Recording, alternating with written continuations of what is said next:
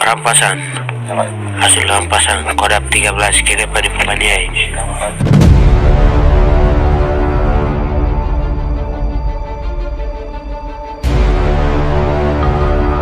Diberitakan sebelumnya, KKB atau TPNPB OPM yang berada di wilayah Paniai kembali bikin heboh dengan melakukan aksi penghadangan truk yang melintas sekaligus merampoknya. Melansir dari jubi.id, Sang Panglima TPNPB OPM Kodam 13 KG Panipo Paniai, Brigjen Matius Gobai menyatakan, pihaknya pada Jumat 7 Oktober 2022 telah merampas sepucuk senjata api dari sopir truk yang melintas di Jalan Trans Nabire Ilaga. Sejumlah pria 8 orang yang sempat ditangkap TPNPB telah dilepaskan dan dilaporkan telah sampai di Enarotali, ibu kota Kabupaten Paniai. Demikian pernyataan Sang Panglima OPM, Matius Gobai. Menurut Matius Gobai, pihaknya merampas senjata itu sekitar pukul 13 waktu Indonesia Timur. Gobai mengklaim senjata api itu dirampas dari aparat intelijen yang menyamar sebagai sopir truk. Senjata api jenis SSB itu dirampas oleh TPNPB Batalion 2 Tugu Yeida. Demikian dalam pernyataan tersebut. Kami bertanggung jawab atas perampasan serta insiden tersebut. Kami akan terus-menerus melanjutkan perang revolusi sampai merebut kedaulatan. Kami ingatkan kepada NKRI, lebih khusus buat pemerintah Kabupaten Paniai, bahwa kami menolak segala bentuk program pembangunan, jaringan telekomunikasi, dan program lainnya. Itu adalah agenda BIN untuk menghancurkan pergerakan revolusi TPNPB, kata Matius Gobai saat dihubungi Jubi melalui panggilan telepon pada Jumat malam.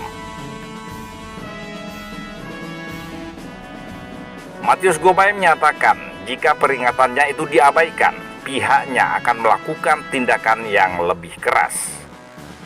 Kami ingatkan kepada para anggota BIN, BAIS, bantuan polisi, dan Barisan Merah Putih orang Paniai, segera hentikan. Kami sudah mengantongi nama kalian, keluar kemana, tinggal di mana, dan makan di mana, kata Matius Gobai. Matius Gobai meminta seluruh rakyat Paniai tidak terpengaruh dengan isu yang dibangun oleh kelompok yang dekat dengan TNI Polri di Paniai. Kami TPNPB OPM Kodam 13 KG Panimboda Paniai tetap eksis melawan NKRI. Biarkan Allah, alam, dan kebenaran itu sendiri yang mengatakan siapa yang benar dan siapa yang salah. Pada akhirnya kebenaran itu pasti akan menemukan jalannya. Kami tetap berjuang sampai kita merebut kedaulatan bangsa West Papua, kata Matius Gobai. Namun benarkah KKB Matius Gobai berhasil merampas senjata aparat TNI? Untuk lebih jelasnya, simak penjelasan dari Komandan Kodim 1703 Dayai dan Direskrimum Polda Papua.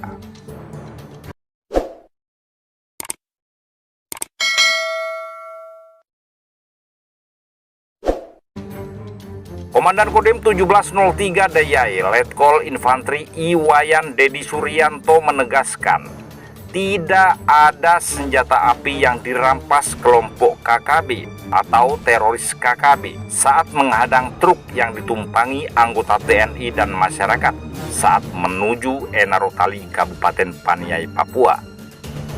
Tidak ada senjata api yang dirampas KKB karena saat itu Sertu Bayu Prasetyo tidak membawanya, tegas Dandim 1703 Dayai, Letkol Infantri Iwayan Dedi Suryanto pada Sabtu 8 Oktober 2022 kemarin. Letkol Iwayan mengatakan insiden yang terjadi pada Jumat siang 7 Oktober 2022 sekitar pukul 14.40 waktu Indonesia Timur itu terjadi saat 8 warga sipil dan 1 anggota TNI, yakni Sertu Bayu Prasetyo, melintas di Kampung Baguwo, Distrik Topiai, Kabupaten Paniai. Truk yang ditumpangi mereka dihadang KKB Paniai, pimpinan Matius Gobai. Dari laporan yang diterima saat melakukan aksinya, KKB membawa 4 pucuk senpi yakni jenis Mauser SS1, V1 dan SS1, V2, serta senjata rakitan. KKB sempat menanyakan apakah mereka membawa senjata api atau amunisi, dan dijawab tidak, hingga kemudian mereka ditendang dan dipukul. Jelas Letkol Infantri Dedi. Diakui setelah menganiaya para penumpang truk, KKB juga mengambil berbagai barang berharga milik mereka sebelum akhirnya meninggalkan tempat kejadian perkara. Kondisi 8 warga sipil setelah mendapat perawatan atas luka yang dideritanya langsung pulang ke rumah keluarga masing-masing. Ke-9 korban termasuk prajurit TNI AD mengalami luka memar akibat dianiaya KKB, kata Letkol Infantri Dedi. Hal senada juga disampaikan oleh Direskrimum Polda Papua, Kombes Faisal Ramadhani. Bermula sekitar pukul 14.40 waktu Indonesia Timur, 4 warga beserta 1 anggota TNI Sertu Bayu selesai mengantar Tandon ke distrik Aradide dan akan kembali ke distrik Enarotali menggunakan 2 truk. Dalam perjalanan sekitar pukul 15.20 waktu Indonesia Timur, saat melewati SMP 1 Ekadide, 4 guru honorer meminta untuk ikut menumpang ke Enarotali. Sekitar pukul 15.50 waktu Indonesia Timur, saat tiba di kampung Baguwo, distrik Topiyai, 9 korban diadang oleh sekitar 20 orang KKB dengan menggunakan 4 senjata api, ujar Direskrimum Polda Papua, Kombes Faisal Ramadhani. Faisal Ramadhani menyebut dugaan senjata api yang dipegang KKB adalah masing-masing 1 pucuk Mauser, SS1 V1, SS1 V2, dan senjata rakitan. Setelah diadang, 9 korban diperintahkan untuk keluar dari truk. Para pelaku kemudian menanyakan apakah ada yang membawa amunisi ataupun senjata api. Namun karena tak ada satupun yang membawa hal yang disebutkan, para anggota KKB memukuli seluruh korban, bahkan mereka ditelanjangi. Diketahui ada 2 wanita yang jadi korban diminta untuk menanggalkan pakaiannya. Setelah itu para pelaku merampas barang elektronik milik para korban. Dari KKB tersebut menanyakan bahwa kalian ada yang membawa senjata atau amunisi atau tidak. Dijawab tidak. Dijawab tidak ada, dan KKB tersebut menendang serta memukuli seluruh korban dengan menggunakan popor senjata sambil ditelanjangi, tutur Faisal. Tidak lama berselang, masyarakat kampung Baguwo datang ke lokasi kejadian untuk menyelamatkan para korban. Setelah warga berdatangan, para anggota KKB yang diduga merupakan anak buah Matius Gobay kabur satu persatu. Sekitar pukul 16.20 waktu Indonesia Timur, seluruh korban masyarakat sipil tersebut setelah selesai ditelanjangi dan dirampas barang bawaannya, mereka dilepas oleh KKB dan dibiarkan untuk melanjutkan perjalanan menuju kampung Enarotali dengan menggunakan 2 unit truk sipil, kata Faisal. Kemudian pada pukul 17.25 waktu Indonesia Timur, seluruh korban tiba di Koramil 1703 Enarotali dalam keadaan aman dengan luka lebam akibat terkena pukulan popor senjata.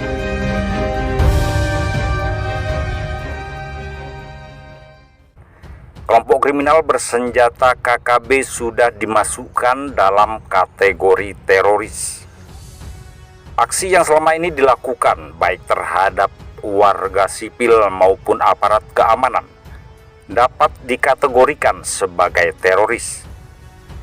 Apalagi motif aksi kekerasan yang dilakukan itu adalah untuk memisahkan diri dari NKRI, kata Komjen Boy Rafli Amar kepada Antara di Sentani pada Sabtu 8 Oktober 2022. Diakui kejahatan yang dilakukan KKB sudah masuk kategori teroris karena kejahatan yang dilakukan menyebabkan jatuhnya korban dan menimbulkan ketakutan yang luas di masyarakat.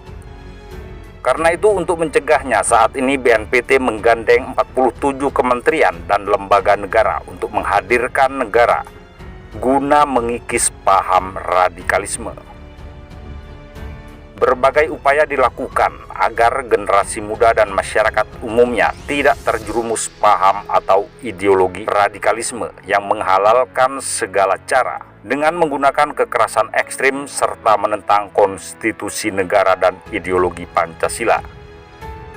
Karena itulah penegakan hukum harus tegas, objektif, dan terukur agar masyarakat sipil tidak menjadi korban kekerasan yang dilakukan KKB. BNPT saat evaluasi selalu mengingatkan pentingnya penegakan hukum secara terukur agar jangan sampai warga sipil menjadi korban. Keep it low key, keep it softly spoken, with no string.